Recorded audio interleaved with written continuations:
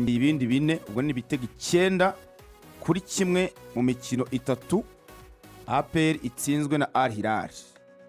Urumva 3 kuri buri match. 3 kuri buri match. Urumva ko wabura igitego kimwe okuzuza ibitego 10.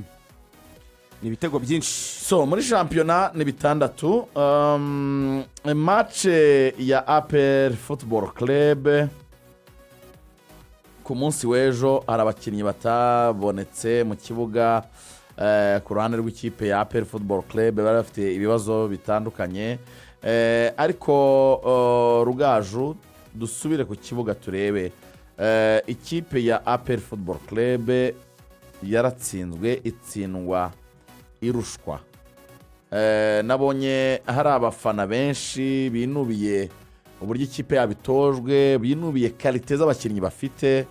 Mbere na mbere niki nirihe tandukaniro hagati y'ikipe ya Al Hilal n'ikipe ya APR Football Club, kuko hari abantu bagera kure mu kintu kijyanye na analyse bagashyiramo nyine ko ari ikipe ejo n'ejo bundi APR ishobora kuba yanahura nayo mu mikino nyafurika, kubera ko n'ubundi nitwara igikombe n'izongera guseruka muri Champions League.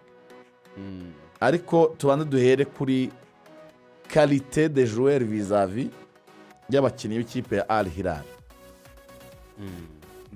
Kuko hari igihe bavuga ngo ni umukino utagenze neza, ariko umukino w'ibitego bine birumvikana ko qualité y'abakinnyi ba Al Hilal n'aba APR arimo ikinyuranyo kinini cyane. Niki wavuga kuri performance yo ku munsi w'ejo ya APR?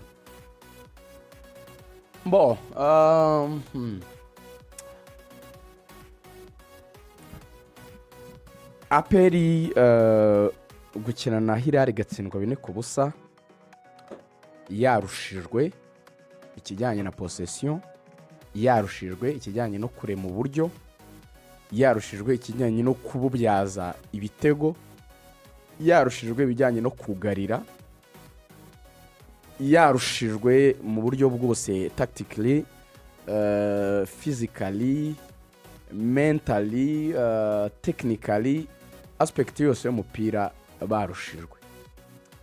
Ni ikimenyetso cy'uko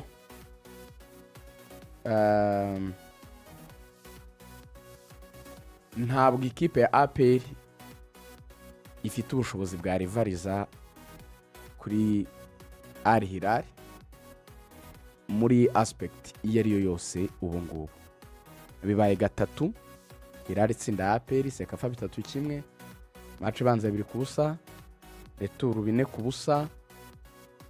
Ni ukuvuga ngo ni ikipe bikwereka yuko mutari muri ligue zimwe, mutari ku rwego rumwe.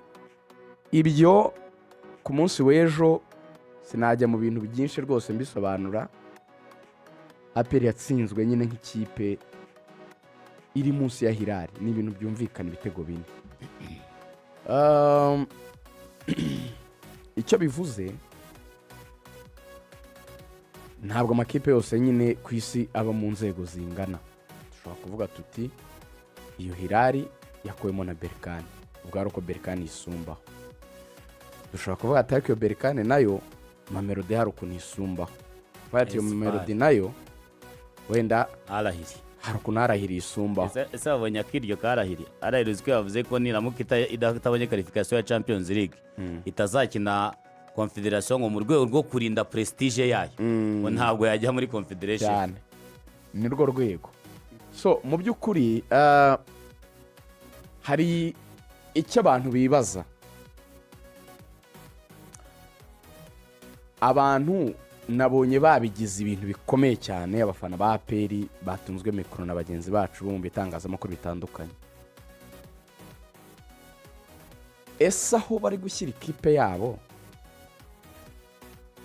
n'ukuntu bari frustrated n'ukuntu biramanta,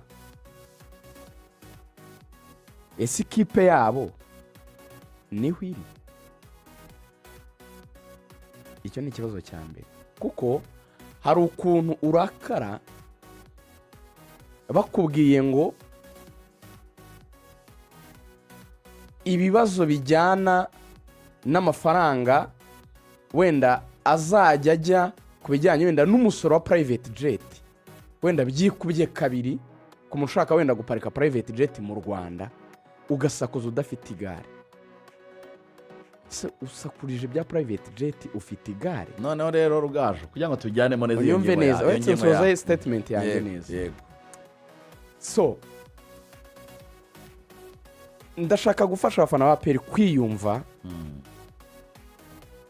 kugira ngo bamenye icyo gusaba n'icyo guheraho kuruta gushaka ikitabakwe. Ni naho analize ipfira buriya iyo turi gukompara APR na Hilal.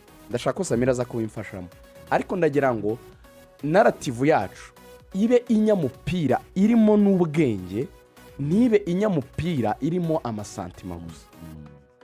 Ushaka kuza hano twigire ku makipe yo muri Sudani, baraturusha, n'ibiriye bine, ubu se yakora iki muri Champions League? No, uwo si umupira ubugari. ntabwo nashaka kukunyura mu ijambo, kuko APR abafana bakuntu bari frustrated, reka dukoreshe ni nkaho hari level zegeranye bakaba batengushywe na score ya 4-0. reka nkwereka akantu nicyo nshaka ko tubanza nashaka kugufasha kugira ngo iyo statement ya turajyanamo neza. Yego. reka tuyiflowingemo neza, ntibive gusa kwitwa ibya Rugaju, yego, bihere kuri nyir'ubwite ufite izo nshingano zo Yego. kubikora. umutoza Taleb, igihe ikinyamakuru igihe reka tugikotinge kimaze gusohora quotes zavuye muri interview ku munsi w'ejo, ara muri mike naho ngo banjye bahoze tugendane wumve. yagize ati iriya ni ikipe nkuru ifite abakinnyi bakuru, yego, kandi nge mfite abakinnyi 17 gusa. urebye n'uko abakinnyi bakomeyemo ntabwo ari kimwe. uretse gato highlightinga ko ngako ni nko Samiri, guhatana, ndashaka ko muri classe njye na Samiri twihanganiye twize ubwarimu nawe warigishije. ndashaka ko tuzajya hariya jebe wakozeho ubwarimu. ni umwana wa mwarimu, nawe yonsa ubwarimu, twese hano turi abarimu. tugende dufata icyo bita areteniri cyangwa teko, ako gusigarana cyangwa ko wataha. abanza usurinye, ndashaka ko dusurinye ibintu Karebo yavuze. uravuze ngo iriya ni ikipe imeze ite, ni ikipe nkuru. abanza highlighting, ubundi ikipe yitwa nkuru gute? turashaka kwigisha abantu. ikipe yitwa nkuru bigendeye ku zihe kriteriya. tunabijyaniranye n'umutoza wa Al Hilal Laurent Uregenga yavuze ngo tutabivanga, turamuzaho nuko nshaka kubihuza n'ibya Taleb. yavuze ngo urwego rw'ikipe yacu rutandukanye n'urwego rwabo. urakoze cyane. reka twuzuze icyo kintu cyitwa ikipe nkuru. Samiri, banza umbikire ijambo ikipe nkuru. ikipe nkuru ndashaka kubwiza abafana ba APR kuri ifite abakinnyi bakuru, cyangwa se tuvuge bakomeye, batumva bakuru mu myaka, bakomeye. mbikira ijambo abakinnyi bakomeye, kuko turabipima naryo ribike kandi nge mfite abakinnyi 17 gusa. ni ukuvuga ngo efekitifu nino ibyo byo akandi kantu ko kubika rero nka mwarimu areteniri. urebye nuko abakinnyi bakomeyemo, yego, ntabwo ari kimwe. urwego nivo, yego, ni nko guhatana n'ikipe y'igihugu ya Sudani. urakoze cyane. ni nko guhatana n'ikipe y'igihugu ya Sudani. mbikira kano kajambo gasurinye Sami. ikipe y'igihugu ya Sudani kandi ifitemo abanyamahanga. mbikira ikipe y'igihugu ya Sudani uvuge ngo iheruka mu gikombe cya Afurika. mbikira ijambo iheruka mu gikombe cya Afurika. Sudani yagiye mu gikombe cya Afurika, ganira sigara bari kumwe mu itsinda. mbikira iryo jambo iheruka mu gikombe cya Afurika. yego, ivanzemo abanyamahanga. yego, nabo turaza kubakorera inyigo. ivanzemo abanyamahanga. yego, ibindi yavuze byo biratangaje pe.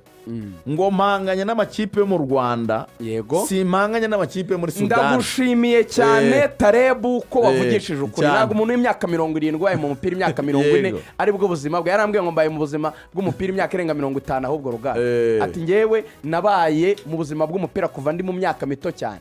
ati ubuzima bwanjye bwose ni football. ngo kuva mpanganye n'amakipe yo mu Rwanda, si mpanganye n'ayo muri Sudani cyane. kuva natangira irushanwa niko nabwiwe. niko nabwiwe. niko nabwiwe. ni ukuvuga ngo badatabure, nicyo bishatse kuvuga. niko babizi, ni nako babyemera. yego, si bo bazatwara igikombe. urebye kugeza ubu nitwe turi ku gikombe. si izatwara igikombe ninjye uzagitwara ngaho okay reka rero arete mbabwire nire twagiye arete niye Eh.